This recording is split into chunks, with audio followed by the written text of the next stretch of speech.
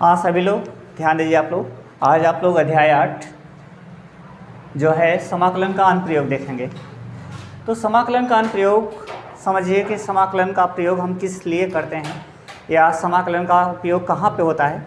तो समाकलन की सहायता से आप लोग किसी भी फलन या किसी भी वक्र से घिरा हुआ क्षेत्रफल ज्ञात कर सकते हैं। अब ये घिरा हुआ क्षेत्रफल x अक्ष के भी अंदिश हो सकता है और y अक्ष के भी अंदिश। तो मान लीजिए सपोज करिए जैसे यहाँ पे देखिए ये आपका x अक्ष है, यहाँ पे आपका y अक्ष है, ठीक है। तो x अक्ष और y अक्ष है, ये कोई फलन है। देखिए मान लीजिए सपोज करिए कोई फलन है y बराबर f(x) या कोई वक्र है जो x का फलन है। अब इस फलन द्वारा हम मान लीजिए x अक्ष पर a से लेकर b तक का घिरा हुआ क्षेत्रफल ज्ञात करना चाहते हैं। तो यहाँ से एक लंब डालिए, यहाँ से लंब, तो यहाँ से हमने लंब डाला। अब देखिए लंब डालने पर ये वक्र y बराबर f(x) है। इस y बराबर f(x) द्वारा और साथ में x अक्ष द्वारा x अक्ष पर कहाँ से कहाँ तक a से लेकर b तक का घिरा हुआ क्षेत्रफल ज्ञात करना चाहते हैं। अब इस क्षेत्रफल का मान कितने के बराबर होगा। तो क्षेत्रफल देखिए ज्ञात करने के लिए हम क्या करते हैं, एक पतली जो है आपकी पट्टी लेंगे। मान लीजिए इस पट्टी की मोटाई dx है। अब पट्टी की मोटाई हमने dx ही क्यों लिया, dy क्यों नहीं लिया, क्योंकि ये x अक्ष के अंदिश है।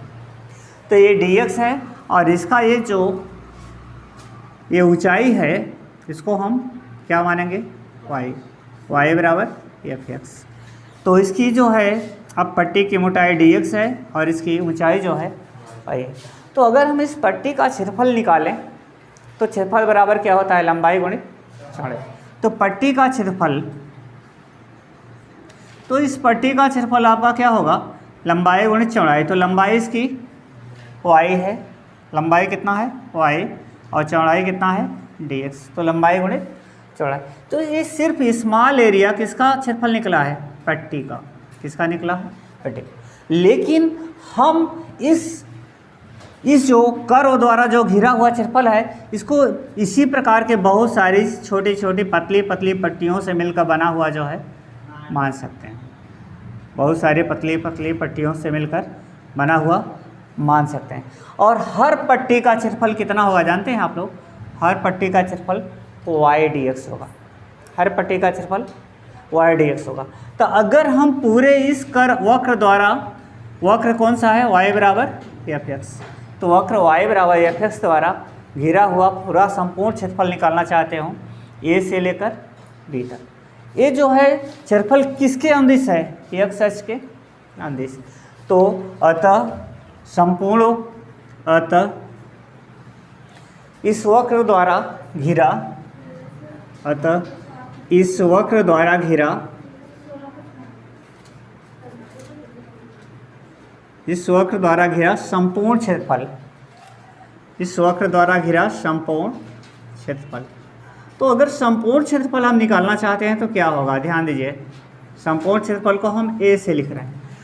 तो इस y dx का जो छोटा सा क्षेत्रफल है, देखिए इस छोटा सा क्षेत्रफल को क्या लिखेंगे, dA का मान क्या है, y dx। अगर आपको अल्प क्षेत्रफल मालूम है तो इसी का इंटीग्रेशन कर दीजिए तो आपको संपूर्ण क्षेत्रफल मालूम। इंटीग्रेशन क्या करेगा, हर पट्टी का जो क्षेत्रफल है सबको आपस में जो है जोड़ देगा। तो पूरा आपको a से b तक का क्षेत्रफल मालूम हो जाएगा। तो संपूर्ण क्षेत्रफल a बराबर क्या होगा, जो अल्प क्षेत्रफल है उसी का इंटीग्रेशन। तो अल्प क्षेत्रफल dA का क्या करेंगे, इंटीग्रेशन कहाँ से कहाँ तक करेंगे, a से लेकर b, यानी x अक्ष के अंदिश है कहाँ से कहाँ तक है, a से b तक। तो a बराबर क्या होगा, a से b। तो dA का मान रख दीजिए y dx। इसका मतलब आपको यही एक फार्मूला मिल गया, किसी वक्र द्वारा x अक्ष के अंदिश घिरा हुआ क्षेत्रफल, यानी ये जो वक्र है किसके अंदिश है, एक्स अक्ष के, यानी वक्र और एक्स अक्ष द्वारा घिरा हुआ क्षेत्रफल, वो भी एक्स अक्ष में कहाँ से कहाँ तक, ए से बी तक। इसीलिए इसका लिमिट हमने कहाँ से कहाँ तक लिया है, ए से बी। तो जो अल्प क्षेत्रफल था डी ए, उसका हमने इंटीग्रेशन किया। हर पट्टी का अल्प क्षेत्रफल कितना है, डी ए। इंटीग्रेशन क्या कर रहा है, सारे डी ए को आपस में जोड़कर संपूर्ण क्षेत्रफल को जो है निकाल रहा है। तो अभी हमने जो वक्र लिया ये किस एक्स अक्ष के अनुदिश था। अब हम दूसरा टाइप का वक्र लेंगे जो वाई अक्ष के अनुदिश हो। देखिए अब इसका दूसरा पार्ट हम ले रहे हैं। अभी तक जो वक्र था वो एक्स अक्ष के अनुदिश था, अब हम वक्र को जो है वाई अक्ष के अनुदिश लेंगे। तो वाई अक्ष के जब अनुदिश लेंगे तो देखिए ऐसे होगा, इस टाइप का आपका वक्र मिलेगा। ये एक्स अक्ष है, ये आपका वाई अक्ष है, यहाँ पे आपका क्या है, मूल बिंदु है, ठीक है। अब वक्र जैसे वाई अक्ष के अनुदिश है ऐसे हो, मान लीजिए सपोज करिए ऐसे। अब इसकी लिमिट हम जोड़ लेंगे। पहले आप देखिए कि इसका जो फलन होगा, अब x जो है किसका फलन होगा, x is function of y। वहाँ पे उल्टा था, y जो है x का फलन था, यहाँ पे x जो है y का फलन होगा। अब हमें इस वक्र और y अक्ष द्वारा घिरा हुआ क्षेत्रफल निकालना है। तो y अक्ष पे हम पॉइंट कौन से ले रहे हैं, मान लीजिए कि y अक्ष पे हम कहाँ से कहाँ तक लेना चाहते हैं, ये जो है a से लेकर b तक, a से लेकर b तक का क्षेत्रफल निकालना। तो यहाँ से लंब डाल लीजिए इस पर, a पर और b पर। अब a जो है आपको क्षेत्रफल निकालना है, किसके सहायता से, समाकलन का प्रयोग करते हुए निकालना है। तो यहाँ पे क्या करेंगे, एक छोटी सी पट्टी पहले लीजिए। अब इस पट्टी की मोटाई आप क्या लेंगे, ये वाई अक्ष के अनुदिश है तो इसकी मोटाई जो है डी वाई, इसकी मोटाई क्या होगी डी वाई, और यहाँ पे पट्टी की मोटाई आपकी डी वाई हुई। अब इधर वाली ये जो लंबाई होगी वो कितना होगा, एक्स, ठीक है। तो डी वाई और इधर वाली लंबाई क्या होगी आपकी एक्स। तो पट्टी का क्षेत्रफल क्या होगा, पट्टी का क्षेत्रफल, पट्टी का क्षेत्रफल क्या होगा, लंबाई गुणित चौड़ाई। तो लंबाई को x मान लीजिए और चौड़ाई क्या है y, डी वाई। तो लंबाई आपका x और चौड़ाई क्या है डी वाई। ये पट्टी का क्या है क्षेत्रफल, तो ये का मान क्या है x डी वाई। अब आप लोग सोच रहे होंगे कि सर x को हम y के सापेक्ष कैसे समाकलन करेंगे। x क्या है, x का मान y के पदों में है, x is function of y, x का मान y के पदों में। यहाँ ऐसा जरूर लग रहा है कि x का हम y के सापेक्ष कैसे इंटीग्रेट करें, लेकिन x का मान किसके पदों में y। तो लंबाई गुणित चौड़ाई हुआ। तो ये छोटी सी पट्टी का क्षेत्रफल जो आया इसको हम dA लिखेंगे, dA क्योंकि ये क्षेत्रफल अधिक जो है नहीं। अब संपूर्ण वक्र द्वारा घिरा हुआ क्षेत्रफल पूरा निकालेंगे तो इसको हम कई पट्टियों से मिलकर बना हुआ मान सकते हैं। तो एक अल्प पट्टी का जो क्षेत्रफल है उसी का हम क्या करेंगे, इंटीग्रेशन करेंगे, क्योंकि हर अल्प पट्टी का क्षेत्रफल कितने के बराबर है, dA के बराबर। हर अल्प पट्टी का क्षेत्रफल dA है। अब इंटीग्रेशन क्या करेगा, सारे dA को आपस में जोड़ देगा। तो नीचे लिखेंगे अतः संपूर्ण वक्र द्वारा, अतः संपूर्ण वक्र द्वारा घिरा हुआ क्षेत्रफल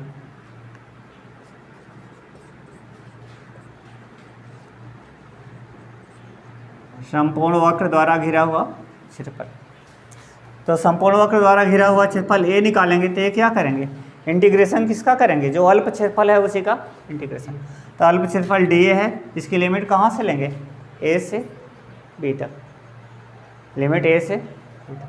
तो लिमिट आपका a से b तक। तो a बराबर, अब देखिए a से b और इधर dA का मान रख दीजिए, dA का मान क्या होगा ax dy। अब दोनों सूत्रों में अंतर क्या मिल रहा है, तो उसमें जो है y dx था, y का x के सापेक्ष समाकलन, यहाँ पे x का जो है y के सापेक्ष समाकलन। अब देखिए कभी कभी कुछ सवाल ऐसे भी मिलते हैं कि जहाँ पे आप x अक्ष के भी अनुदिश उसका क्षेत्रफल ज्ञात कर सकते हैं और y अक्ष के अनुदिश भी फार्मूला लगाकर आप उसका क्षेत्रफल ज्ञात कर सकते हैं। और कुछ ऐसे भी होते हैं कि केवल अगर x अक्ष के अनुदिश है तो x अक्ष के अनुदिश वाला ही फार्मूला लगाएंगे, और कुछ में जो है y अक्ष के अनुदिश है तो केवल जो है y अक्ष के अनुदिश का ही फार्मूला का प्रयोग होगा। तो ये तो दोनों क्षेत्रफल निकालने का फार्मूला हुआ, लेकिन कुछ वक्र ऐसे हैं जिनकी पहचान आपको जरूरी है। आपने कक्षा 11 में सांख्यों चैप्टर पढ़ा था, कॉनिक सेक्शन जिसको बोलते हैं। तो सांख्यों में वृत्त था, दीर्घवृत्त था और परवलय और अधपरवलय। तो उन वक्रों के बारे में थोड़ा सा आपका परिचय जानना यहाँ पर जरूरी है, क्योंकि आप उन्हीं का जो है क्षेत्रफल ज्ञात करेंगे। तो उसका हम आपको एक इंट्रोडक्शन थोड़ा सा दे रहे हैं, जिनका सवालों में जो है यूज है।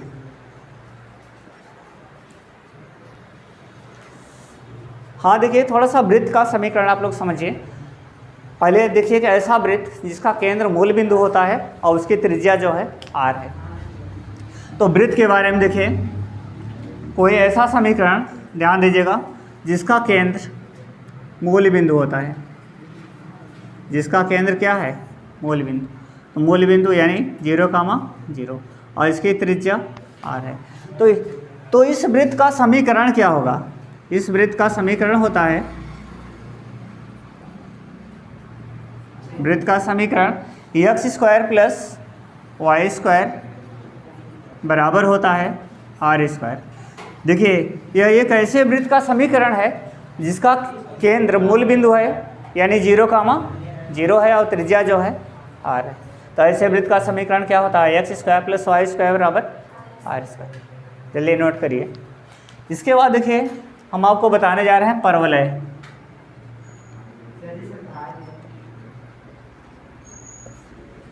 पैराबोला।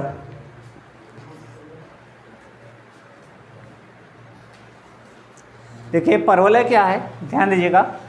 अगर आप इस टाइप की कोई आकृति देखते हैं तो ये आपका परवलय होता है, ये आपका परवलय है, इस टाइप की कोई आकृति। अब परवलय का समीकरण, परवलय 4 प्रकार का होता है, जिसका मुंह x अक्ष के धन दिशा में खुला हो, x अक्ष के ऋण दिशा में खुला हो, y अक्ष के धन दिशा में और y अक्ष के। तो इसका मुंह जो है x अक्ष के धन दिशा में खुला है, तो इसका समीकरण होता है y² बराबर 4ax। दूसरा परवलय जिसका मुंह, ये आपका x अक्ष है ना, x अक्ष का ये धन दिशा है और इधर क्या है, x अक्ष की ऋण दिशा। तो जिसका मुंह x अक्ष के ऋण दिशा में खुला होता है, इसका जो है, इसका समीकरण होता है y² बराबर -4ax। और ऐसा भी परवलय हो सकता है कि जिसका मुंह y अक्ष के धन दिशा में खुला हो। देखिए, ये आपका y अक्ष है ना, तो y अक्ष के धन दिशा में जिसका मुंह खुला होता है आपका, ये ऐसे होता है। इसका समीकरण होता है x² बराबर 4ay। और वह परवलय जिसका मुंह y अक्ष के ऋण दिशा में खुला होता है, y अक्ष के ऋण दिशा में, उसका समीकरण होता है x² बराबर -4ay। ठीक है, इसका मुंह y अक्ष के ऋण दिशा में। हाँ देखिएगा, दीर्घवृत्त क्या होता है, अंडे की तरह जो आकार होता है उसी को हम दीर्घवृत्त बोलते हैं। यहाँ आप देखिए, दीर्घवृत्त का 2 रूप होता है। एक रूप आपका ऐसे मिलेगा, दीर्घवृत्त, इस टाइप का दीर्घवृत्त। ठीक है, यह दीर्घवृत्त का केंद्र होता है 0, ए क्या है, दीर्घवृत्त का अर्ध दीर्घ अक्ष, और बी क्या है, इस दीर्घवृत्त का अर्ध लघु अक्ष, क्योंकि जितना इस साइड में है उतना जो है इधर में। तो यहाँ दीर्घवृत्त जब इस टाइप का हो तो इसका समीकरण होता है x² a² + y² b²। ठीक है, बराबर क्या होता है 1। ठीक है, इस दीर्घवृत्त का समीकरण है। ये दीर्घवृत्त का पहला रूप है। ये क्या है, दीर्घवृत्त का अर्ध दीर्घ अक्ष है, ये जो है अर्ध दीर्घ अक्ष है। और बी क्या है, अर्ध लघु अक्ष। बी जो है आपका अर्ध लघु अक्ष है।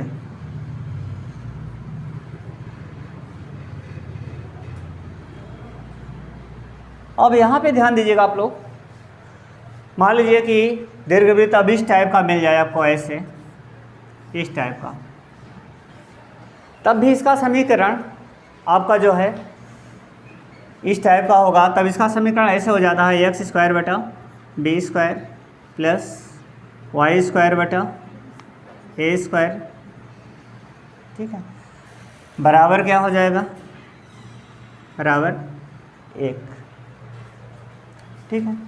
तो एक्स स्क्वायर बटा बी स्क्वायर प्लस, यहाँ अंतर दोनों में क्या है, यहाँ ए पहले है और यहाँ पे ए जो है बाद में हो जाता है। लेकिन अगर दोनों रूप दिए हैं तो आप कैसे समझेंगे कौन सा पहला रूप है और कौन सा।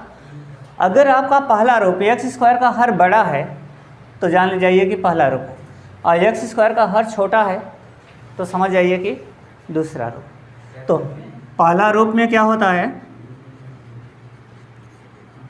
पहला रूप में एक्स स्क्वायर का हर बड़ा होता है, एक्स स्क्वायर का हर बड़ा होता है, और दूसरे रूप में क्या होता है, एक्स स्क्वायर का हर छोटा होगा। दूसरा रूप एक्स स्क्वायर का हर छोटा होता है, हर छोटा होता है। जैसे आपके सामने हम लिख रहे हैं,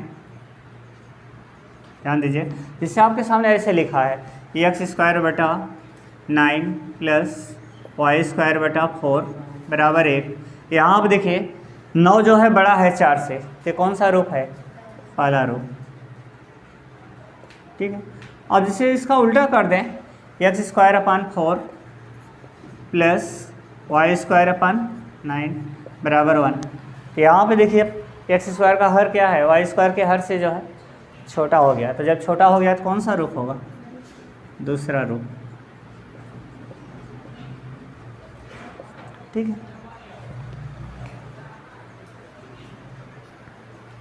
सभी लोग ध्यान दीजिएगा, इन तीनों फार्मूला का जो है इस प्रश्नावली में यानी समाकलन के अनुप्रयोग में यूज होगा। इसमें सबसे ज़्यादा यूज इसका होता है under root A square minus X square. ये under root A square minus X square का इंटीग्रेशन क्या होता है, 1/2x under root A square minus X square plus 1/2 A square sine inverse X upon 1। साथ में किसी सवाल में इन फार्मूला का भी जो है यूज हो सकता है, किसका, under root X square plus A square का और under root X square minus A square का। ज़्यादातर आपका यही यूज मिलेगा इसका।